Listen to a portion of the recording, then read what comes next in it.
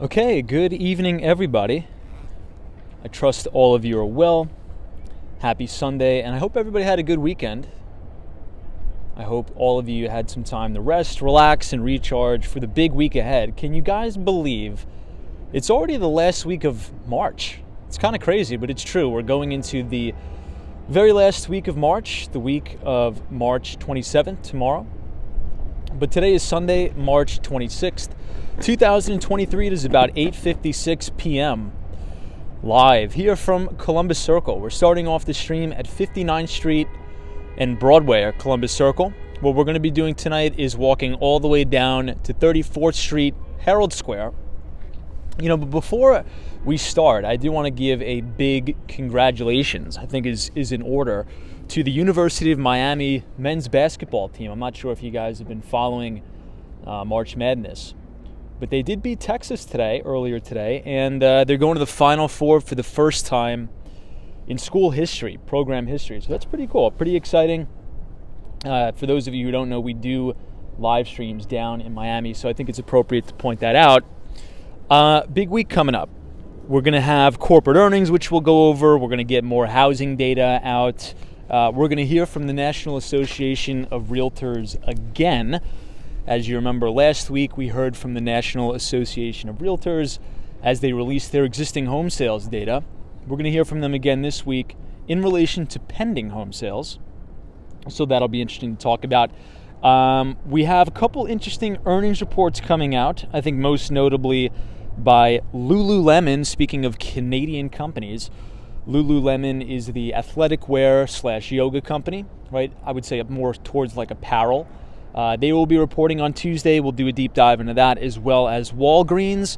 I have a couple comments about Walgreens Boost Alliance and a lot of the other sort of pharmacy chains in the United States. I see some big headwinds there, but we'll talk about that. Intel, I believe, is going to host its company's conference, its data center conference. And then I think we are going to finish the week on Friday as, I think, personal income and expenditures. I think. Let me see. I wrote down in my notes here. Yeah. All right. So let's quickly check futures, and then we will be off. The S&P 500 E-mini futures is right about flat. We're up about 16 points, right at that big psychological 4,000 number. If we take a look at the NASDAQ 100 futures, or the E-minis, the ticker symbol is NQ. We're trading right at 12,927, about flat on the open, up 37 points. And then last but not least, the Dow Jones Industrial Average futures, or the Dow 30, which, by the way, last week was the official conclusion of earnings season for the Dow Jones Industrial Average. Nike was the last Dow stock to report. Pretty good quarter, but guidance was iffy. Anyway, so the Dow is up about 127 points on the open. But just keep in mind, we are trading below the 50-day moving average. Let's take a look at Asia. Hang Seng just opened probably about 25 minutes ago, actually 30 minutes ago now. China opened lower, down 36 points. Hang Seng Index is trading below the 50-day moving average, trying to fight above the 200-day.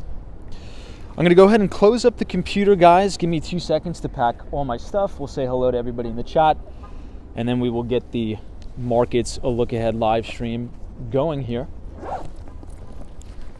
But once again, hopefully you all had a good weekend. I see Long Island Duck. Welcome, welcome. Good to see you. Keith says, good evening, Tom and team. What's up, Keith? Hope you had a good day. Gorgeous day in Manhattan, by the way. I think it was a high of 62 degrees here in Central Park. Although it has cooled down quite materially. I think as of doing this video, it's 56 degrees Fahrenheit, and the wind is picking up too. I'm not sure if you guys could hear it in the microphone, but it's kind of strange. One thing I've noticed is that, and I'll quickly give you guys a shot of the Deutsche Bank Tower here. One thing I've noticed is that during the day, it's really not windy.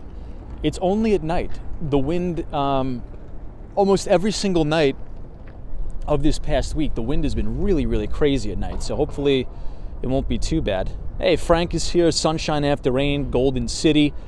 Welcome. Dan Zhang says, wait, Tom, I thought Hang Seng opens at 9 p.m. now after daylight savings. I'm not sure. I think I just checked it now. Maybe I'm wrong. Maybe that was the price change from Friday. But if you look at ticker symbol HSI, I think we could see it. I could be wrong. Maybe TradingView is acting wonky, but perhaps you're right. Good to see you, Dan. Ryan Royal says, good evening, Tom, and everybody. Welcome. But right next to Mel's is an establishment called Al Coro. It's an Italian spot. It's really, really good. And I was there for about maybe 3.5 hours. So if anybody's looking for a really good Italian spot to go to here in the city, check out Al Coro. It's down by the, I'm blanking on the name, by the Chelsea Markets area. Really, really good spot if you're interested in checking it out. Let me see. We think we may be having some internet issues.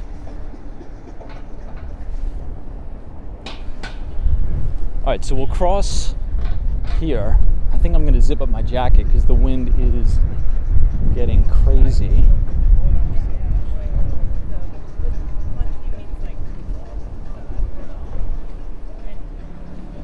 Richard Vogel says, we're waiting to hear what you had. It was a little bit of everything, honestly. So they came around, I mean, it was just endless. Lots of pastas, all sorts of Italian pastry. It was a really, really good spot. Now, I've never been there before, but my friend rented out the entire, it's sort of like the ground floor. It was in the basement, but it was a really, really nice venue. Hold on, guys. I got to put down the camera and zip up my jacket. But yes, I would definitely recommend it. Al Coro. I think it's on the corner of East 18th Street and 10th Avenue. Really good spot. It's a little bit far away though, you know what I mean? Because, you know, 10th Ave is obviously right on the Hudson River. This building we're looking at now is the Trump International Hotel and Tower. That is pretty much the start of Manhattan's Upper West Side. But tonight we're gonna head downtown. I actually have to stop by my office on 31st Street. Lila's here. Good evening, Lila. Thank you guys for joining us. Well, it's gonna be an action-packed week yet again on Wall Street. You know, I think the market has now had a couple of days to digest this new monetary policy decision by the Federal Reserve, more specifically by Fed Chair Jerome Powell. As we know, last week was very action-packed. The new monetary policy decision is a 25 basis point rate hike. But we also heard from a lot of other Fed presidents over the weekend too. We heard from James Bullard, and we also heard from John Williams, Fed President Williams, New York State, or just New York Fed President. And their target base case for Fed funds rate is actually going up, while the bond market is pricing in rate cuts by the end of this year. So we have a really interesting dichotomy going on here, where Fed presidents, and also the Fed chair, right, and most other Fed presidents, are actually telling us, right, not only at the FOMC meeting, but in interviews and additional, forums, that the base case for the Fed funds rate is actually going to increase. But then we have the bond market pricing in rate cuts by the end of the year. So we'll see who's right. Now, I want to make a quick comment on this. But first, all the way in the distance, everybody, this is 432 Park Avenue. This is one of the most unique buildings on Manhattan's Billionaires Row. Now, here's something interesting, okay? Because, and we've reviewed this in detail on the day of the FOMC meeting. And I think the most notable comment, look at how unique that is. This is the Nordstrom building, Central Park Tower. I think the most notable comment from Fed Chair Jerome Powell at that meeting, he said, I think verbatim, if the market is expecting rate hikes this year, the market is wrong. Does anybody remember him saying that? I think that was probably the most notable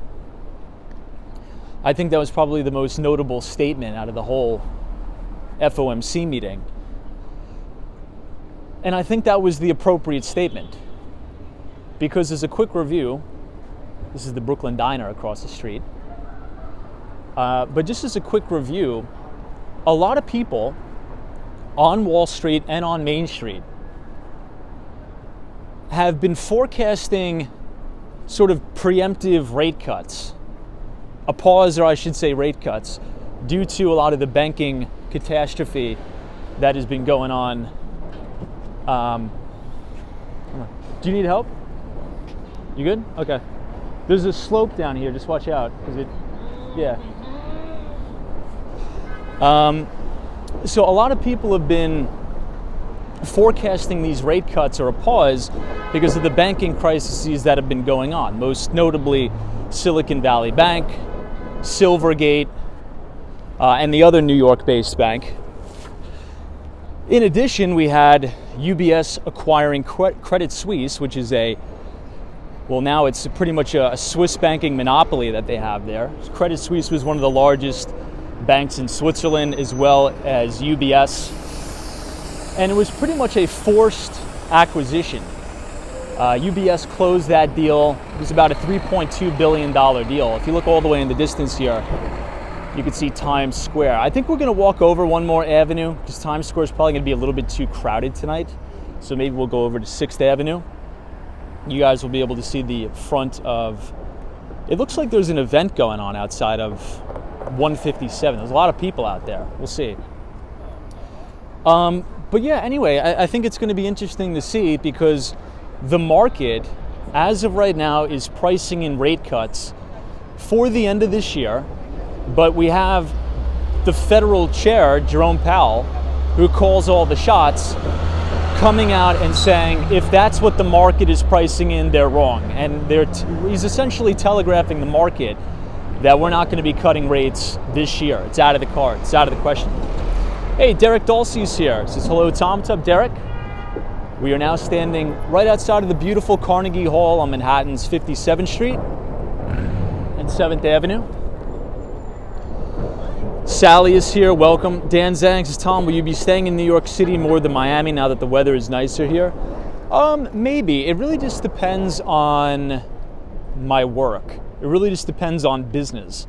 If I have to be in Miami, I'll be there. If I have to be in New York, I'll be here. But, hopefully, the time to be in New York, to Dan's point, is really in the spring and in the summer. And today was probably a picture-perfect day in Manhattan. I'm not sure if anybody was able to get out and enjoy it, but today was freaking awesome in Central Park. Hey, Zozo Bob says, Tom, the city looks nice tonight. Good to see you. Welcome. Let me catch up on some of these comments. Estelle is here, says, looks great. Thank you, Estelle. Hopefully you're well. Long time no see. Anthony says, I have been studying markets for more than 30 years. I believe I have a revolutionary... All right, cool. Hey, Walking Minnesota says, Tom is always such a nice and kind person. Appreciate it. Thank you so much. Jen says, hey, Tom, I love this channel so much. I'm going to New York City this summer, so you are giving me ideas on where to go. Hey, that is fantastic. I'm not sure if you heard. I went to an engagement party last night at a place called Al Coro. I mean, that is a must go. It's a little bit pricey, I will say that. Just as a forewarning, I don't want you to walk in there and say, oh, I didn't know it was going to be, like this. But it's a pretty high-end, pretty expensive place. But I think it's worth it. It was really, really good. So again, if you want to check that out, it's on the corner of West 18th and 10th Avenue. So right around the Chelsea Market. However, I will say this. Right next door is a very good restaurant called Mel's. And it's actually relatively new. It's about a year. I think they actually just had their year anniversary 2 weeks ago, or maybe like a week and a half ago. I wasn't able to attend, unfortunately, but that is a good spot. And if you're going to go there, if you want to shoot me an email at Walks Wall Street, let me know the day that you're going to go, and just give me your name, and I'll make sure they take care of you. I'll make sure you can try all the stuff. Yeah, that's true. Somebody's like, this is 6th and a half Avenue. So we usually start the live stream right out here, everybody. So this is the office right here. There's a little avenue not a lot of people know about. It's called 6th and a half Ave. It's right here. But right now we are outside of 157. You can see the Essex House right here.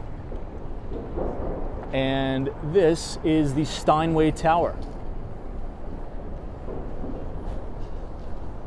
Now, since we're on this side, I want to show you all the retail space. So this is actually the base of the Steinway building. And I'm not sure if they found tenants yet, but I'll show you guys. You'll see it's actually called 111 West 57th Street. So the retail at 111 West 57th Street, if you look closely, you guys see in the lobby there? That's actually sort of like a model of what the building is.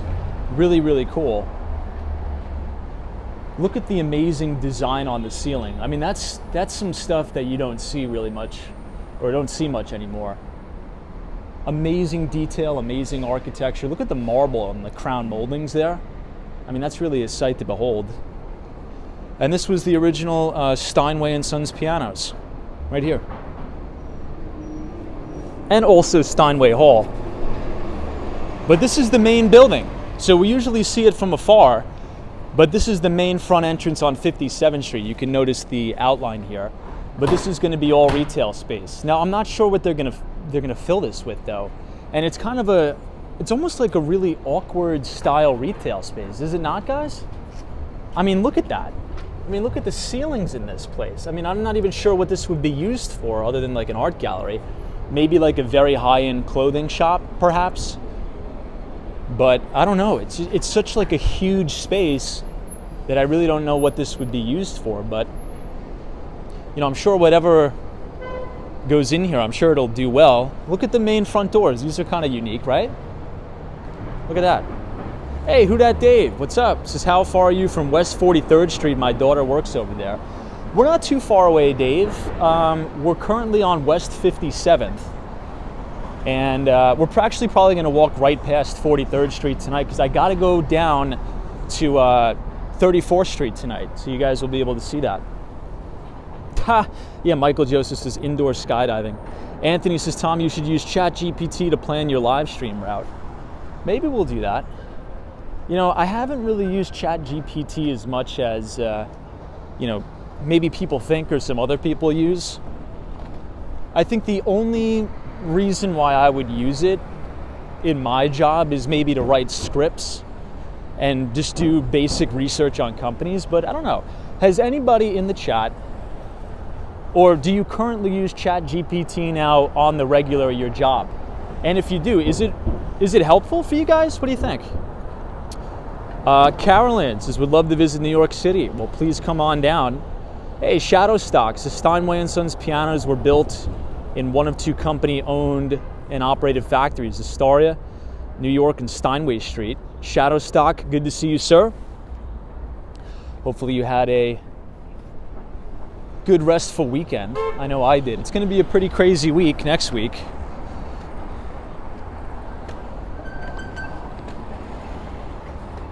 I've never been in this place, but it's always packed. Rue 57.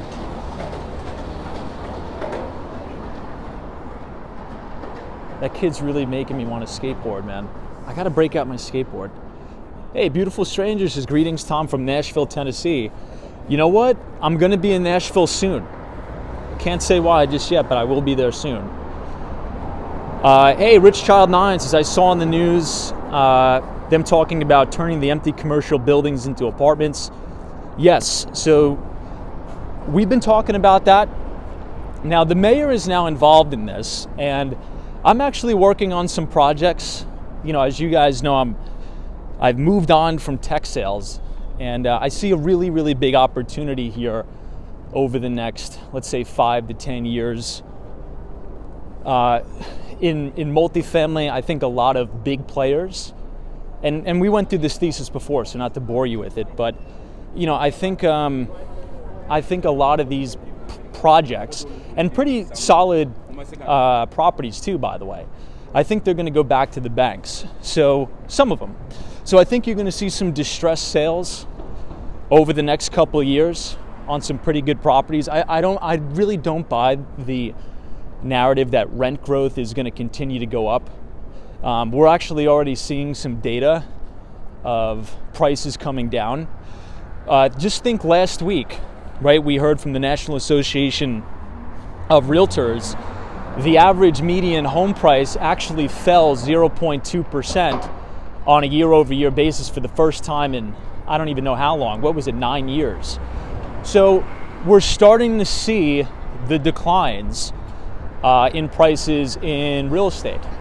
Now again, I'm not calling for an Armageddon or a 2008, but I think that sellers are going to have to come to terms with reality. And you're seeing transactions now not get done because, you know, sellers are still in this mentality of, you know, getting multiple offers over asking, and that's just not a reality anymore. So I think on some of the bigger stuff, you know, I think some brokers are going to have to tell their clients, look, if you want to get deals done and if you want to see transactions moving again, you're going to have to price it appropriately, okay, for the interest rate environment that we're in. So, you know, as the commenter just said, one of the big problems we have here in New York City, and not just New York, I think this is major cities all across the United States, you know, we have a housing problem, okay? Supply is a major, major problem. There's not a lot of supply on the market. Real quick, this is 5th Avenue and 57th Street. You're looking at the Louis Vuitton building. So a possible solution is to take all of the old office buildings in Manhattan and even in the boroughs that are not being used because vacancy is so high, and maybe convert them into residential. But it's not as easy as it seems, right? As I've been getting myself into the industry and talking with some pretty big notable property developers, it's not as easy as it seems. There's a lot of rules, regulations, and it's very, very expensive to do these conversions too. So, look, however, I am optimistic on it, and I'll keep you guys informed. Hey, sunshine after rain, good to see you. Michael Joseph says, I worked on the large language models in deep learning for 10 years. AI is not what people may think. It's not perfect and has a bias. Yeah, I think I would agree, because AI right now, essentially, if you think about, like, I took a class in college. I think it was actually called Introduction to Algorithms. It's essentially, you know, what you put in is what you get out, right? And I think over time, right, with machine learning, the more data you feed the algorithm, the more it learns. And then hopefully over time, it'll be self-learning, these different AI and machine learning tools. Now, the problem is this. When you're first getting started, there's a human element that builds these algorithms, such as, hold on, let me look at this big puddle here. Got to sidestep that. There's a human element to it. There's humans that are building these algorithms.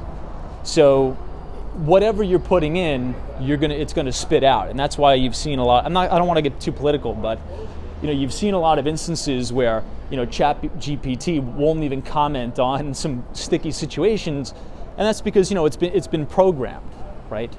So, I'm very bullish on the technology altogether, but AI is very biased. It is, in and of itself. Ryan Beck says, I wonder if they put in a safety backdrop just in case. B. Smiths says, don't you have to change the zoning? You do sometimes. The biggest hurdle that I've heard so far is a lot of these old buildings have asbestos in them. Now, here's the interesting thing. And again, I'm just getting into this. I'm learning about this, right? I'm dedicating about 5 years of my life to really becoming an expert in this space. But here's how I understand it. And a really, really well-known property developer in the city explained this to me. He's like, asbestos actually isn't really a problem. It's a problem when it becomes airborne.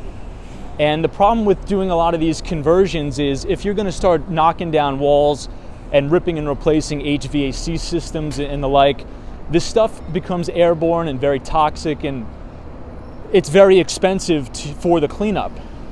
So a lot of the times, oh guys, look at this. Check that out. So this is the Peninsula Hotel. I'm not sure what's going on here, but if I had to guess, there's probably somebody really, really important staying here at the Peninsula tonight. Look at that. They have all the sanitation trucks. Well, maybe this is unrelated, but sometimes they will put the sanitation vehicles here to block like cars and stuff like that. But the NYPD have the entire street blocked off right outside the Peninsula. Now this is a 5-star hotel here on the corner of 5th Avenue. It's actually right across the street from the St. Regis too. But yeah, the problem is when this stuff becomes airborne, and you have to have very, very special and licensed engineers come in to do the cleanup, and it's very, very expensive and costly. So, I mean, we'll see what happens. We'll see what happens. Oh, Mr. Chris B says maybe it's a movie set? Potentially. Yeah, maybe you're right. Maybe they are filming something.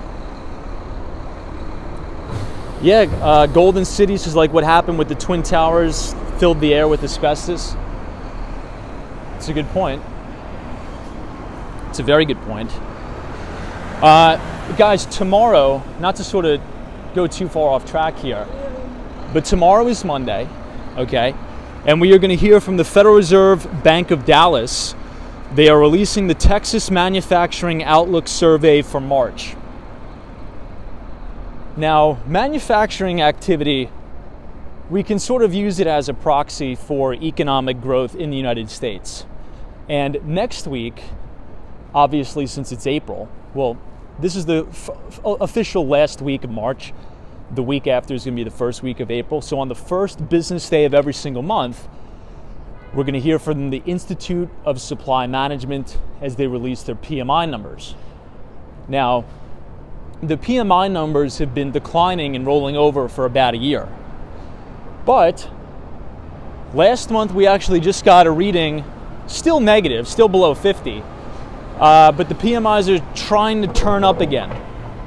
Now, we could just roll back over, but it's very important to keep updating your models and in relation to manufacturing activity. Before we continue on, I have to point this out.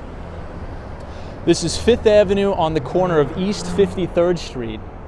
You're looking at one of the most famous churches in all of New York City. This is called St. Thomas Church. The architecture is unbelievable. Really, really gorgeous. Now, maybe during the day, if I have time, I want to take you guys in here. But tomorrow, again, the Bank of Dallas releases the Texas Manufacturing Outlook Survey for March. Now, consensus on the street is for a reading of -11. Hold on, are we streaming in 1080p? I keep getting a 720p flashing on my screen. Interesting. Anyway, so consensus is for a -11 reading. However, that would be a 2.5% improvement from February. The index has been, or has had, I should say, 10 consecutive negative readings. of less than zero, so signaling contraction.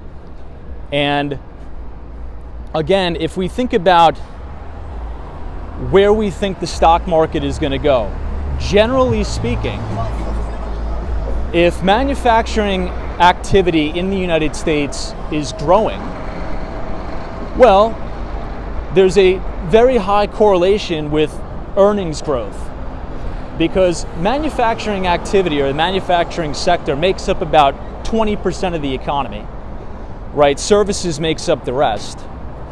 So if you're seeing manufacturing fall off a cliff and contract month over month over month, well, there's a strong correlation with corporate earnings growth or corporate earnings contraction.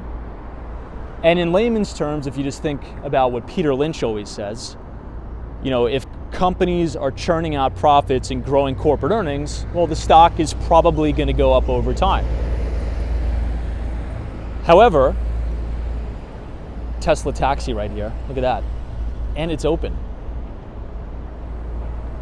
However, we do see in the United States earnings contractions and even earnings recessions from time to time, and manufacturing activity usually leads the equity market, right? So as manufacturing activity is rolling over in the United States, usually the stock market will follow. So we could use this as a leading economic indicator. So it'll be interesting to see how the Federal Reserve Bank of Dallas, the Texas Manufacturing Outlook Survey for March rolls out. On tomorrow's live stream, we'll probably do a deep dive into that. Hey, Joan K is here. Says hello, Tom. Good to see you, Joan. Hang with Mark Mom. Happy Sunday to you. Welcome to New York on this warm but windy night. So I just showed you guys St. Thomas Church. This is St. Patrick's Cathedral.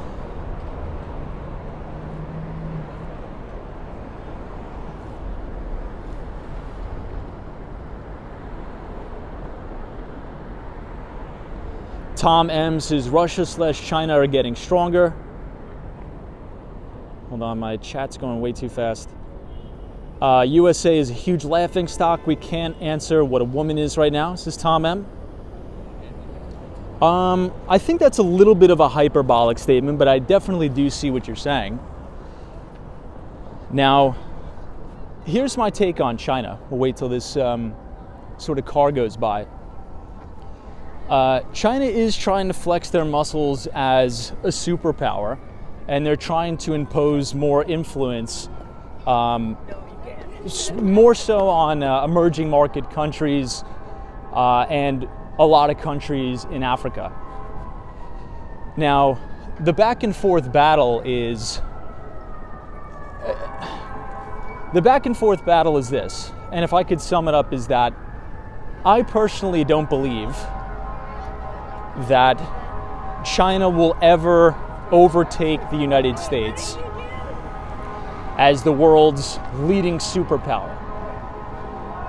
And this is actually taking the opposite opinion from Ray Dalio. He actually wrote a whole book about it called The Changing New World Order. If you haven't read it, I would highly advise you pick it up. We'll wait till this fire truck goes by.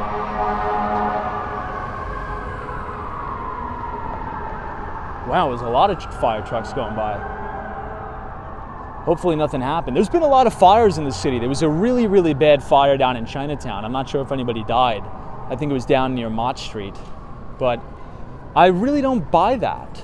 I don't buy the idea that China is going to overtake the United States as the leading superpower.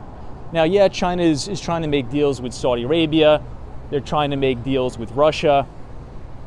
But at the end of the day, I think that's just them trying to push their influence on other countries. And I really don't think that countries, if they had to come down to a choice, they would really, be swayed towards, going down the road of having more Chinese influence than influence over the United States. I'm just really not seeing it, but I could be wrong.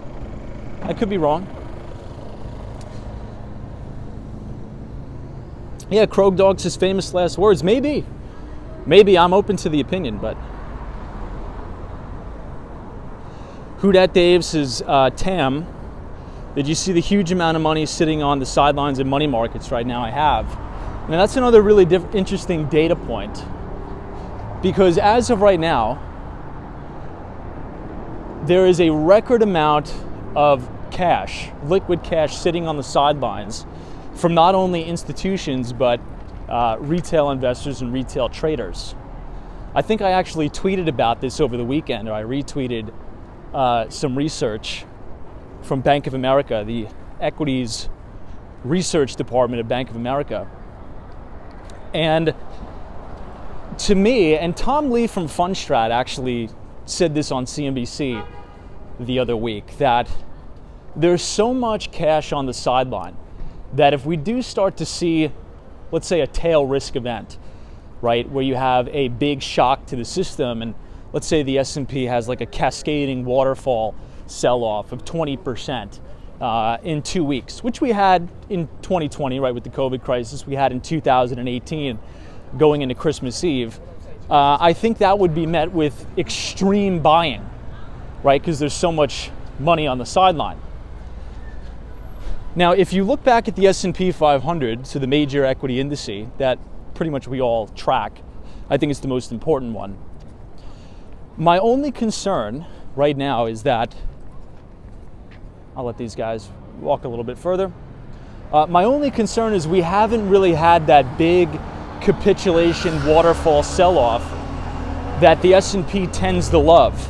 So if you go on your Bloomberg terminal, if you go on MarketSmith, TradingView, type in SPX, or the S&P 500, go on a monthly time frame, and it's pretty obvious when the S&P tends to find a major bottom, right? It's after these huge waterfall sell-offs.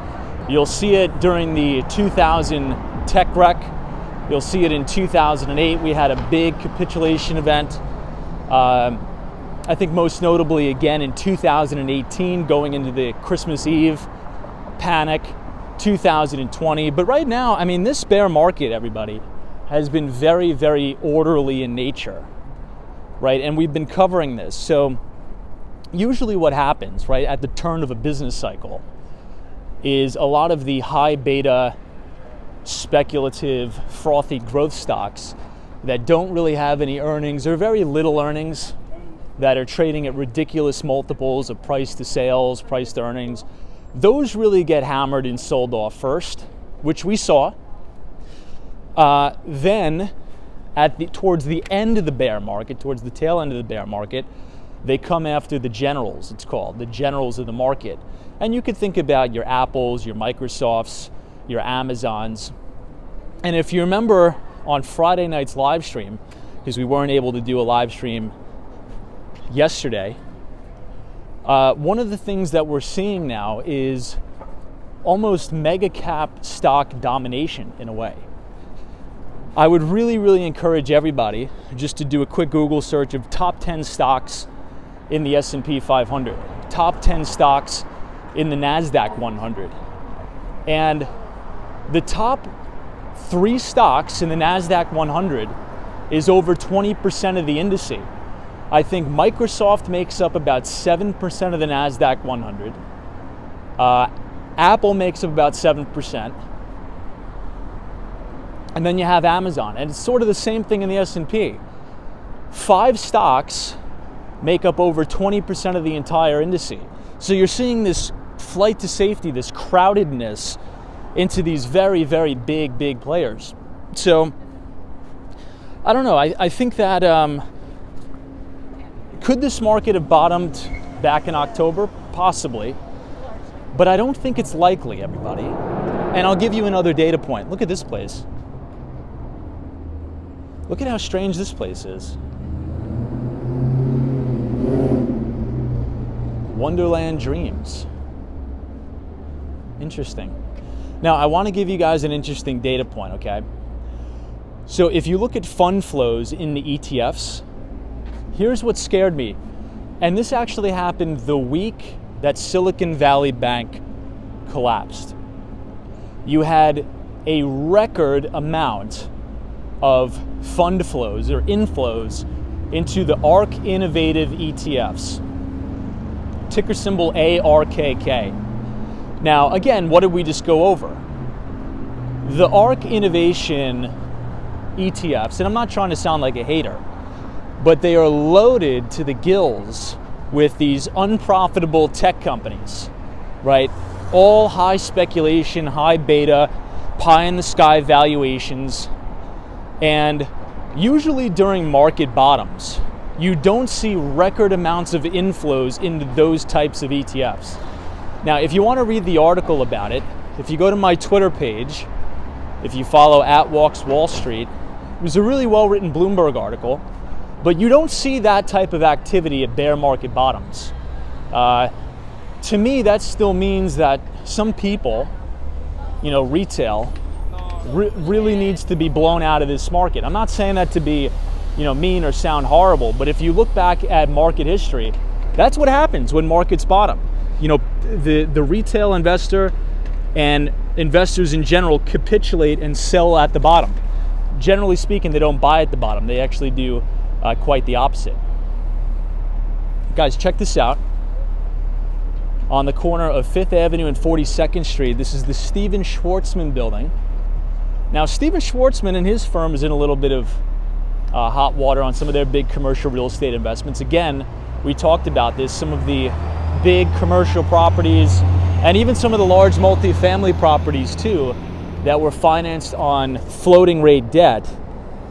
When it comes due for those interest rates to renew and go higher, I don't think they're going to be able to make those payments. So, hey, Jenny Trickett is double bottom buy, potentially. Brendan O'Brien says buy panic, sell hysteria. We're not near hysteria yet, says Brendan O'Brien. Dissonant Fairy says New York Post says Al Coro is rotten to the Coro. A pretentious nightmare, good food but way overpriced. $21 drinks, a bill for two can easily top $600. Wow, I didn't know it was that expensive. Now, I ate for free, obviously, because it was a party, but yeah, I didn't know it was that expensive. But I would still recommend it. It was good. I had a really good time. Hey, downtown Daryl is here. It's this cool walk, very chill. Good to see you, Daryl. We have Salesforce Tower, Mark Benioff's building right here. All right, let me catch up on the chat.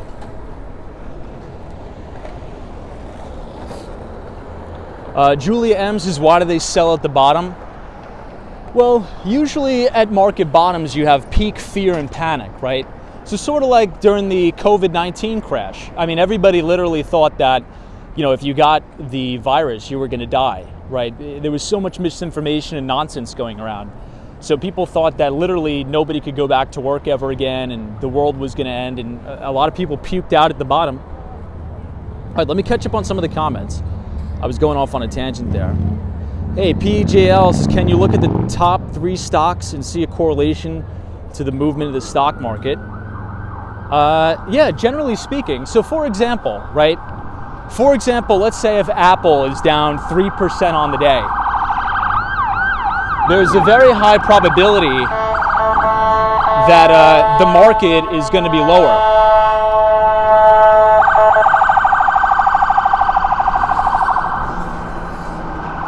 Here we have the Chrysler building in front of us, gorgeous Art Deco building.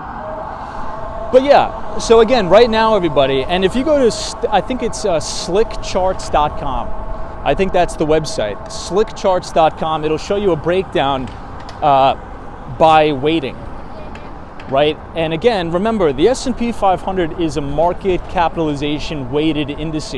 So the larger the market cap of a company, the higher weighting it gets in the index. And what we see now is we have these big behemoth trillion-dollar companies, right? The Apples of the world, the Microsofts. So, I mean, Apple, again, is over a 7% weighting in the S&P. So you could say, okay. So you could say if the, I think you could say if Apple is down 2% on the day, there's probably a high likelihood that the S&P is either trading flat to negative, in my view.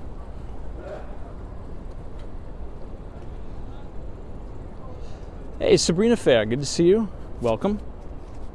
Beacon, New York says America is successful because we are able to convince the best and brightest citizens of China to work for American companies and put their money here.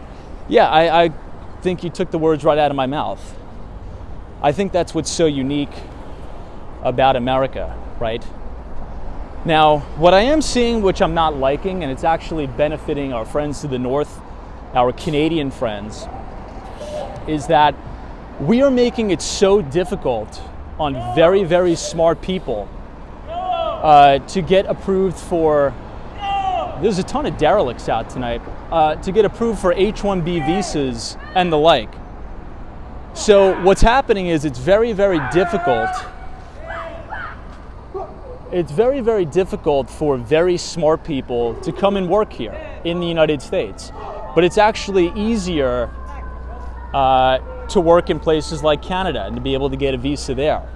So if I were the President of the United States, I would make it extremely easy for very smart people that are educated, that hold the coveted degrees that we want, right? The biomedical engineers, the physicists and the like. We want to make it very, very easy for those people to come here. Because selfishly, we want to be a brain drain for the world. We want all the smartest people from all over the world to come and build businesses and build families and do things here in the United States. So to Beacon, New York's point, I think that has been historically one of the most unique things about America, right? If you're smart, if you want to work hard and come here and produce, you're welcome here, right? And I think that's why you've seen the amazing economic boom that you've seen, especially in the technology field, and more specifically in the biotechnology field too.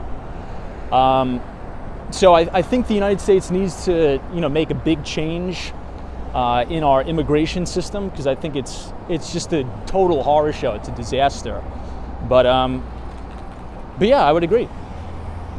All right, guys, we're now looking at the gorgeous Grand Central Terminal and Pershing Square. But if we point the camera a little bit further to the north, you have one of my favorite Art Deco buildings in the entire world. This is the Chrysler Building. However, I think the Empire State Building still takes the cake, but really, really nice. Now, we briefly just talked about Canada, right? Now, funny enough, on Tuesday, we are going to hear from a very, very famous Canadian company. It's called Lululemon. The ticker symbol is LULU. So Lululemon is sort of like the yoga athletic wear brand, and they are going to be reporting quarterly earnings on the close. I feel like there's a lot of activity going on in the city tonight.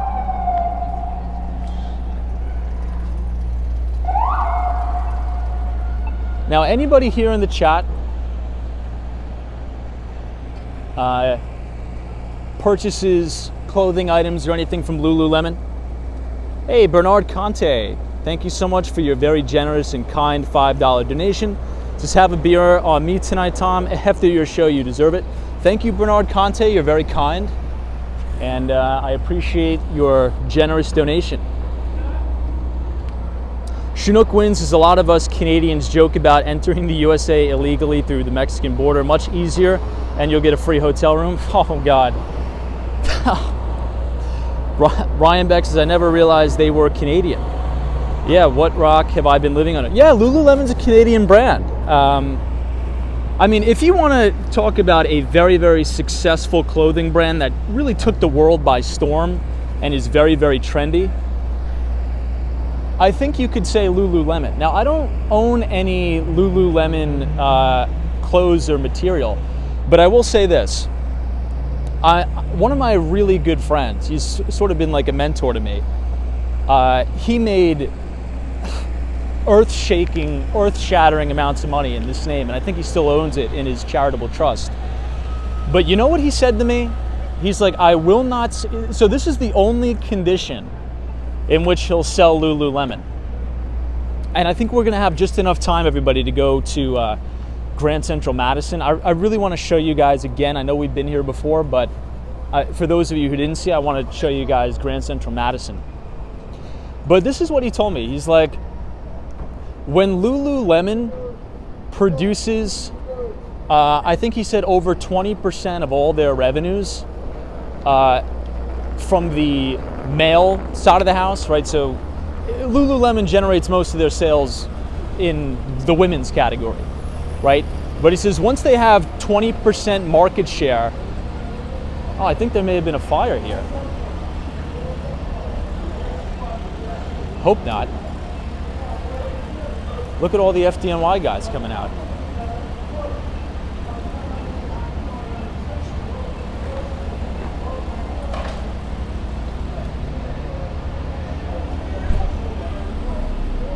Well, if they're coming out, I'm assuming everything is safe. I think that's a pretty good assumption. Well, let's hope. Hopefully it was just like a leak or something. Big shout out to the FDNY. We love the FDNY here on the Walks from Wall Street channel. Love those guys and girls. But yeah, that's what he said. He's like, it's such an explosive brand, and the TAM, or total addressable market, is so huge in the men's category. So if they can start to garner about 20% of market share in the men's athletic wear, that's when he'd sell the stock. And I was like, interesting. I think he's owned it since IPO. Oh, there may have been somebody slipped and fell. Hope they're all right. But anyway, yes, so Lululemon will be reporting on Tuesday. The ticker symbol is LULU. We'll probably do a quick deep dive on Tuesday as well. Now, along with Lululemon, everybody, on Tuesday, we are going to hear from McCormick, Micron Technologies, and Walgreens Boost Alliance. Now, I have actually a lot to say about not just Walgreens, but we actually have to go to the other side of the train station. I went the wrong way. Not just Walgreens, but all drugstores.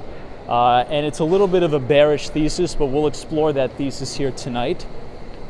And I think it'll be a good conversation. Rich Child 9 says, really, I didn't know Lululemon had men's apparel. You see, that's a pretty good, my friend's pretty smart, right? How many people, let's actually take that poll here now while we're looking at the gorgeous Grand Central Terminal. How many people in the chat knew that Lululemon was not exclusive to women's apparel? They actually sold men's clothes.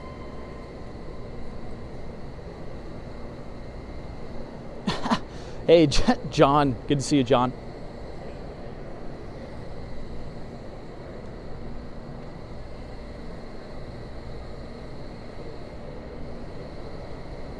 Sunshine After Rain says I would look good in a Lululemon tracksuit. Definitely not. Definitely not. Hey, Who Dat Dave says, Tom, I love Lululemon's men's clothes. My daughter works there for several years now. Wow. It is astronomical the amount of money they take in on a daily basis. It's insanity. There's a store on the Upper West Side, and when I used to live on the Central Park South, I always used to walk past it. Didn't matter what time of day it was, the store was absolutely packed, mobbed. Ryan Morrill says, I knew they did, but I didn't know what exactly they had for men. Copy that. Yeah, Hang with Mark Mom says they sell men's clothes, ? So again, even though they had this exponential growth and explosiveness in women's wear, can you imagine if they can replicate the same exact thing in the men's apparel section? I mean, you're talking about a double in revenue, if that. So we'll see. I don't personally own any Lululemons or Lululemon clothes. I think it has a female stigma, but if they can hire a pretty good marketing manager and market this to men, I think it could be a pretty good company here. Hey, Brad's Brain says, Tom, you mentioned drugstores. A bit off topic. I got my annual health review, physical, blood work, everything at CVS. It was amazingly fast and simple. Wow, thank you for that. Well, first of all, thank God, right? Thank God that you're healthy and safe. I think that's the most important takeaway from that. Before I go on a financial tangent, I think that's the most important. But I didn't know you can get a whole physical there at CVS. Now, so Walgreens is going to report on Tuesday, and here's my biggest concern.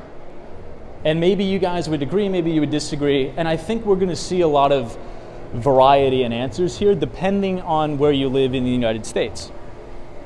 But first, I want to show you guys Grand Central Madison.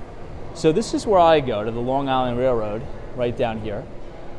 We've been here once before, but I think it'll be appropriate to show people again. Maybe you guys weren't here for that tour. But I've actually stopped going to drugstores, and I'll tell you why. I'm going to tell you guys why. Here in New York City, right, and again, I'm speaking for New York City, the New York metropolitan area, just for full disclosure here. Because if I tell this story, many of you may not see what I'm talking about. If you go into a drugstore, a CVS, a Duane Reade, a Walgreens, any other, if you want to buy anything, right, the most common items that you would probably go to a drugstore to buy, such as toothpaste, such as soaps, things like that, it's all behind lock and key. And yeah, it probably takes about, a little less than 10 minutes for the customer service representative to be called and unlock the thing, and so you could buy your soap and your shavers and things like that. But did anybody remember the big sort of case study that was put on by Amazon, most specifically Jeff Bezos back in the day? And the reason why Amazon is so successful in terms of generating revenue and repeat customers and sales is because it is so easy and seamless to buy things, right? Who here has ever gone on Amazon's website and you don't even have to plug in your credit card number anymore? Once you do it once, it automatically remembers your card information and you just click one click, buy now, boom, and the product is automatically shipped to your house. And in the case study, Jeff Bezos said, we want to reduce friction. It's called friction. So there is a high correlation, right? And there's been studies done. If you're trying to buy something online, if it's more than 5 steps, right? If it's more than putting it in the basket, putting in your address, your credit card information, going through the checkout process, if it's more than 5 steps, there's a 50% probability that customers will abandon the cart and they won't buy. It's called friction. So if you want to increase sales, you want to reduce friction between the customer and the payment process. And I understand that shoplifting is a huge issue. It is a major problem, especially in cities like New York, in Boston, in LA, San Francisco. But what these drugstores essentially just did is they did the opposite of the Amazon effect, which made them so successful. They've put up a barrier of friction. So if I walk into a CVS, I don't see any customer service representative there. Everything is behind plexiglass. I'm going to abandon the sale, right? I'm not even going to bother anymore, and I'm going to start to buy my stuff online. Does anybody have a similar feeling? And do we think that could materially impact sales, or am I just being too pretentious here? I want to know you guys' thoughts because, again, if you really think about it, I could just reorder this on Amazon. I could order all my soap automatically. I could order all my shavers, whatever, toothpaste, and I don't want to go in there and wait forever. Cool Weather Farmer, this is exactly. Brad's Brain says, I'm with you, Tom. I will not shop twice at a store with things locked up. I just won't do it. Yeah, and maybe I'm wrong, right? Maybe I should be more patient. Maybe I shouldn't be almost like such a brat about it and say, hey, if it's going to be more than 30 seconds for you to unlock my stuff, I'm out of here. But I think the age of the internet, right, specifically with like instantaneous gratification, I could go on Amazon and buy something in one click, it has conditioned the populace to be extremely impatient. So if you can't close that sale within 3 seconds, I think this is going to be a big downfall for a lot of those drugstores, in my opinion.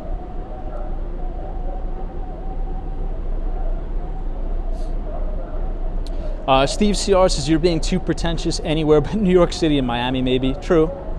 Hey, DM says, I was at the CVS in Sunnyside, Queens Saturday, and the snacks were locked up? Really? Wow, DM, that's actually a surprise. I only thought they locked up like the toothpaste, the toiletries and things, but they're locking up the snacks now? I mean, nobody's gonna buy things from there. That's just ridiculous. All right, really quick, this is a good conversation. I'm glad we're having it. But I do really briefly want to explain where we're at here. So this is the Madison concourse, right? Grand Central Madison, 45th Street, you can get the Metro North, but most importantly, the Long Island Railroad is here. So I have been taking the train to Grand Central Station as opposed to Penn Station because it's a little bit more convenient for me, especially if I'm going to be working from 57th Street. I don't have to walk all the way from 34th Street. Now this is over 10 years in the making, billions of dollars. But officially the East Side Access project is in full swing.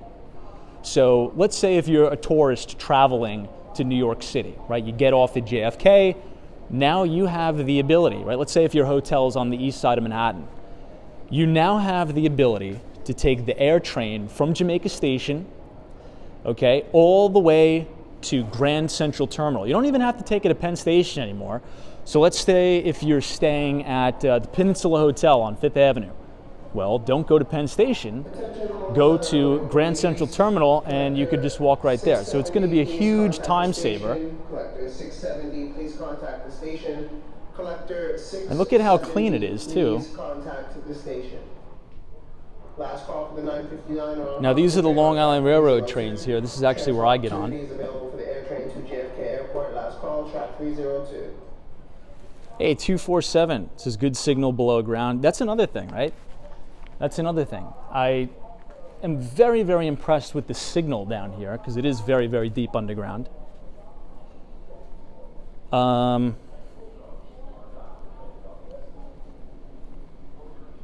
Yeah, Robert Taylor says Target lost $500 million in theft last year in Portland. I'm not sure that is the correct statistic, but it's something of an egregious amount, I do agree. We're seeing this with Target. We're also seeing this with Walmart, guys. So Target trades publicly under the ticker symbol TGT. Walmart trades publicly under the ticker symbol WMT. And I think, I forget who the commenter was or the chatter, but there was a person that said that Walmart made an announcement where they're closing down some of their stores in the Pacific Northwest due to the shrinkage. I think that's the technical term for shoplifting, right? Is shrinkage, is that correct? Sunshine After Rain says Walmarts are being vandalized. Yogi says just in Portland. I don't think that's technically correct, but I do understand. I don't think it was just in Portland. I think it was worldwide. Hey, Paul says, Tom, I used to work at a Target, and we had self-checkout theft attempts very frequently. A lot of guest service scams as well. They could be really sneaky. Okay, so I got to tell you guys a quick story. So one of my friends, let me take you down here. I want to show you guys what the actual track looks like. So again, this is Grand Central Madison for you guys that don't know. So one of my friends has actually left his company. He was a software engineer on Wall Street. He was working at one of these quant shops. But he's now left to work at a startup that assists in asset protection. But real quick, look at how clean the tracks are here at Grand Central Madison, guys. I can almost guarantee, hold on. I can almost guarantee you'll never see a subway track or a subway station looking this clean. Hopefully it stays like this for a while. But anyway, my friend left his job on Wall Street as a software engineer to work at a startup that specializes in asset protection. So here's essentially what they do. You know how you go to a self-checkout, like sort of like what Paul said, and you're on camera, right? You can see yourself. So let's say if you steal something, the AI will actually be able to recognize your face, right?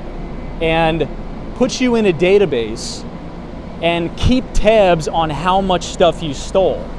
right? Because depending on which, municipality you're in, there's different laws, right? So if you steal like $5 worth of stuff, you're not going to get, imprisoned. It's just going to be like no big deal.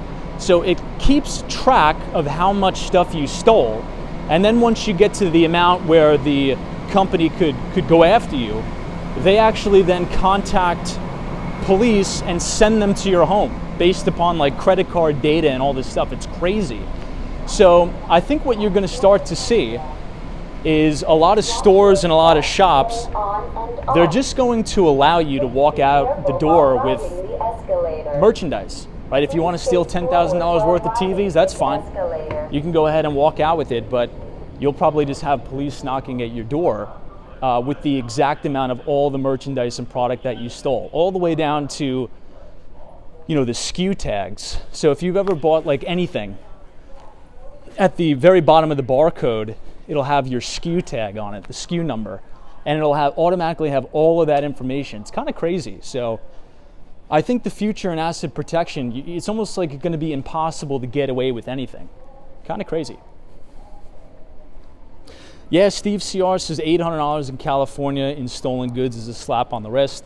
I think it may be very similar in New York, but anyway, look, I think AI and technology is going to be a pretty big benefit to society in terms of deterrence. Because here's another big problem that I have. If I work at Target, right, or if I work in any retailer, it is now a danger. Look at how crazy tall these escalators are, everybody. Look at that. It is now a danger for you to go to work because, if you, let's say you work at a Best Buy or, a Target or anywhere they sell real high-priced electronics or something like that, you're going to have to deal with people coming in, try to steal things. You don't know if they're armed. You don't know if they have firearms or weapons.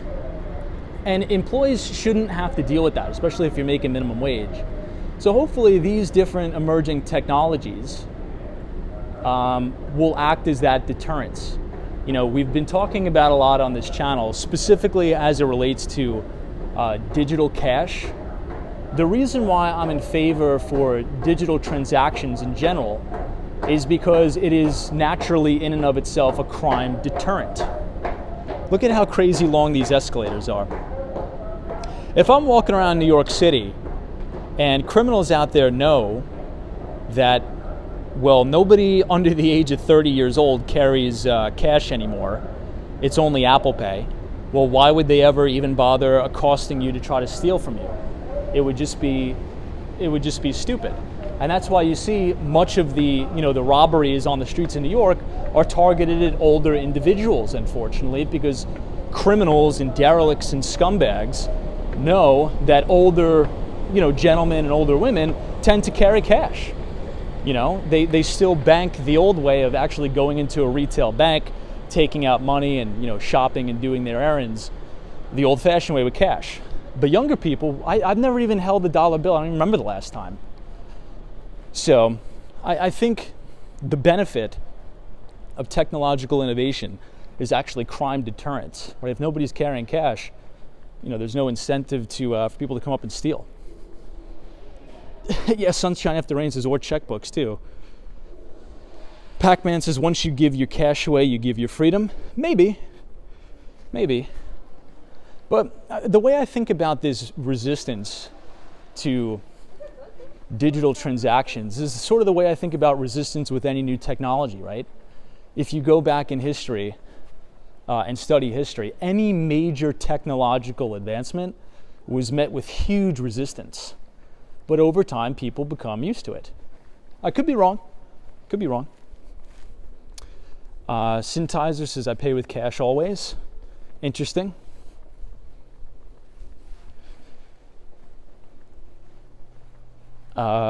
Big Blue Boy says, we need both physical cash and digital cash. Eric Kaufman says, horrible idea, Tom. Maybe horrible. Who knows?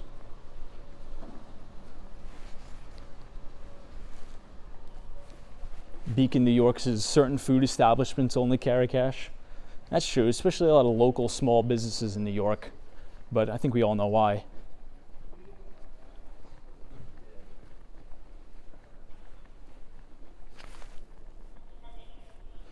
Hey, hang with Mark Mom. Says Tom, my son is under 30 and never carries paper money, just Apple Pay if possible. Yeah, I mean, I really don't even remember the last time I've had any like physical money, especially coins on me. It's so much easier just to have Apple Pay. Now, I even think now Walmart, and could you guys correct me on this if I'm wrong? I think Walmart now actually accepts Apple Pay. And the only reason why I know this is because whenever I'm in Miami, when I'm in New York, guys, I never, ever, ever go shopping. I just go out to eat. I just don't have the time to cook at home. I just don't. But when I'm in Miami, I always cook in my house, always. And I just went food shopping, right? I had a huge amount of food in my cart. And I get to the self-checkout thing and there's no Apple Pay, so I couldn't pay. It was a nightmare. But I think they have now enacted Apple Pay at Walmart's. Now, originally they didn't have Apple Pay because Walmart was trying to roll out Walmart Pay, but nobody wants that nonsense, to be honest. But team, if you've been enjoying the live stream so far tonight, feel free to leave a like on the video. And click the subscribe button if you're new. We do these live streams around New York City and Miami about 5 days per week, or 7 days per week if we have time, exploring the financial markets and exploring the city. We just were at Grand Central Madison, which is the new Long Island Railroad East Side Access project. Hopefully you guys enjoyed that.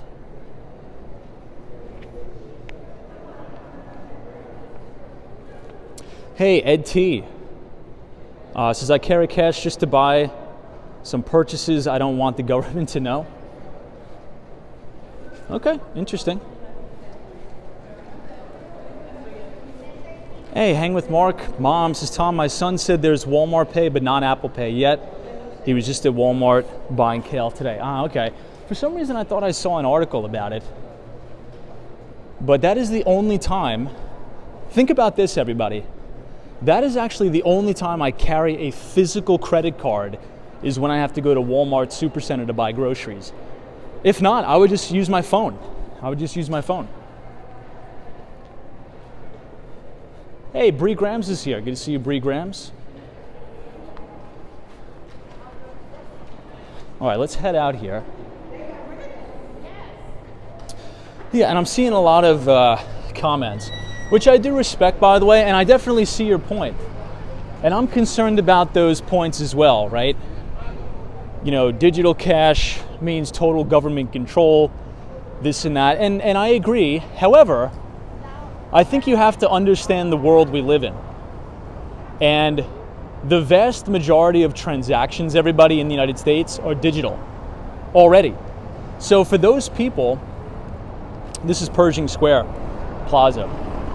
So for those people who are saying, hey, I don't want a digital dollar, well, it's already here, right? If you think about the fractional reserve lending system that we live in, you do realize there's not enough physical bills in circulation to account for all the liquidity. You know that, right? It doesn't exist. It's not real. It does not exist. If everybody at the same time went to a bank and ripped out all their money, there would not be enough physical notes and coins to cover all the money in the circulation. It just doesn't exist. It's not real.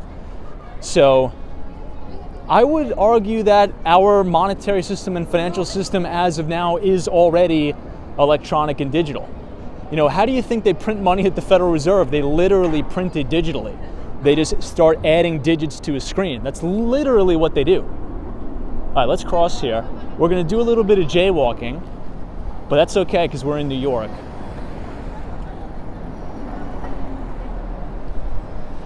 So now we're on the corner of Madison Avenue, 42nd Street. We're going to continue on our way down to see the Empire State Building.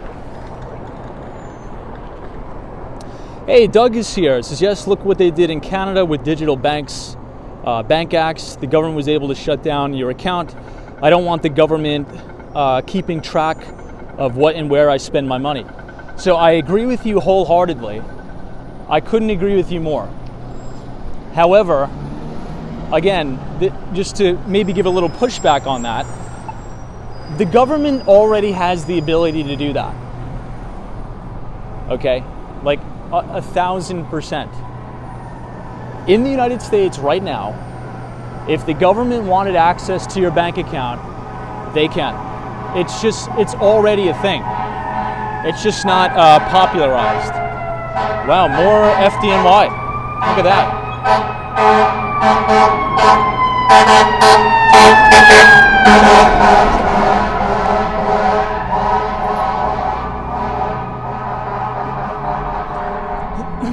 No, but look, I think it's a good conversation. I share many of the concerns with all of you. I do. I'm very against the social credit score systems. I'm very, very against that. The only thing I'm saying, right, and again, the only thing I'm personally saying is that if you look at the vast majority of transactions in the U.S. economy already today, it's digital. You know, or I should say mostly digital. You know, I was in a, I forgot to tell you this story. I'll tell you guys now. I actually wrote it down while I was in line for the place. I was like, I got to tell the people on the stream about this. I got to tell the team. So I was in this new coffee shop that opened up in Tribeca. And there's a sign on the counter, right, as you go to check out.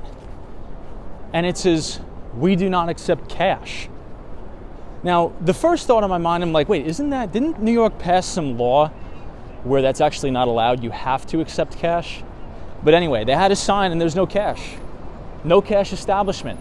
It's all digital electronic payments. You have to pay with the credit card or Apple Pay. I don't know, I thought it was interesting because usually, as many of the chatters put in the comments, you know, some of the local bodegas here in Manhattan and in the boroughs, a lot of times they're cash-only establishments. So,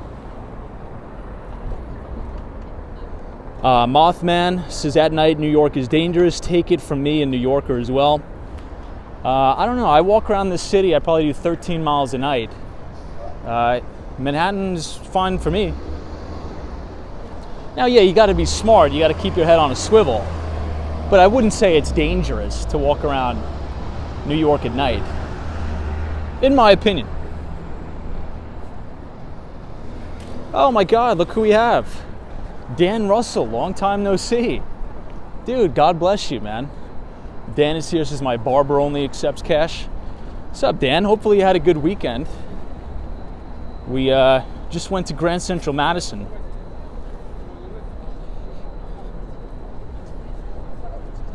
All right, guys, we're having a good conversation here, but we got to move on to Wednesday. No, we're still on Tuesday. It's all right. We're having a good time on the stream. All right, guys. So Tuesday we covered Lululemon. Okay, Micron Technology. We talked about Walgreens is reporting earnings. I have a little bit of a bear thesis on Walgreens for what we talked about. More specifically, with everything being locked up, that creates friction within the transaction, right? So if you think about why Amazon is so successful, right? Jeff Bezos said in the case study, reduce friction at the checkout. So, hey, Teresa Diaz, thank you so much for your very kind $5 donation. Says, congratulations on 29,000. Wow. Can you guys believe that? That is ridiculous. 29,000 people are now subscribed to the channel. That's crazy. I think we could fill up Madison Square Garden. Now, never in a million years did I think this live stream would grow that fast. But I am very appreciative for everybody who takes the time out of their day and spends it here with us, walks on Wall Street. That's incredible. 29,000 people. Well, God bless all of you. All right, so guys, the last thing we got to talk about on Tuesday is S&P CoreLogic is releasing their Case-Shiller National Home Price Index for January.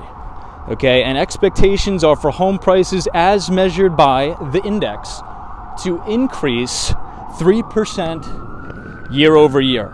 Okay, so that is the consensus, is a 3% year over year increase in the prices of homes.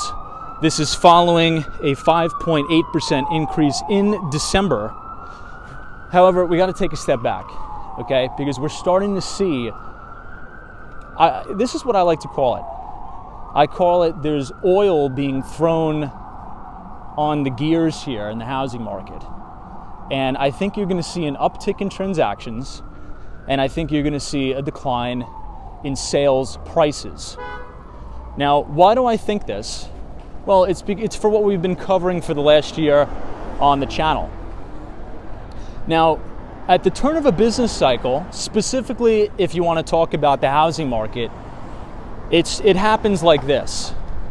You start to see at first prices continue to go up, but sales transactions grind to a halt and decelerate, right?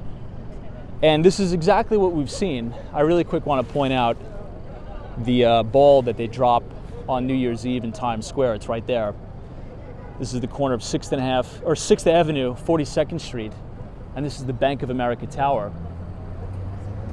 Now, this is what you see in every major turn of the housing cycle. You see for a short period of time, prices still continue to go up, but the increase, or I should say the rate at which prices go up, decelerate. And sales transactions roll over and really contract. So the market gets less liquid.